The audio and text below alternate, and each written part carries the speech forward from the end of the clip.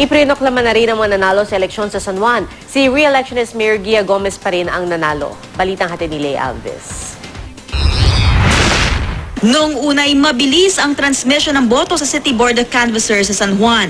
Pero nung 90% na bandang alas 11 ng gabi, 3 oras itong hindi tumakbo. 8 kasi sa 98 na PCOS machines ang hindi makatransmit. Tinapos na lang ang canvassing sa 97.95% transmitted results. Dahil pumasok man daw ang may 1,000 boto mula sa 2 presinto, di na rin mababago ang resulta.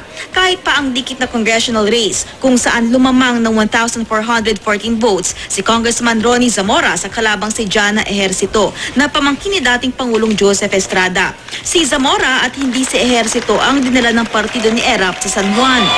The Honorable Mayor Gia G. Gomez. Mag-alas 6 ng umaga, nagproklama ng mga nanalo. Malayo ang agwat ni Mayor Gia Gomez sa 2 dati na niyang natalo. I promise that I will serve them with the best, with even my life. I always say this, kahit maglingkod ako ng higit sa aking sarili. Ang post na anak ni Zamora na si Frances ang nanalo namang Vice Mayor. Pasok din sa City Council ang anak ni Senator Jinggoy Estrada na si Janela. May mensahe naman si Mayor Gia Gomez kay dating Pangulong Joseph Estrada na nanalo namang Mayor ng Maynila.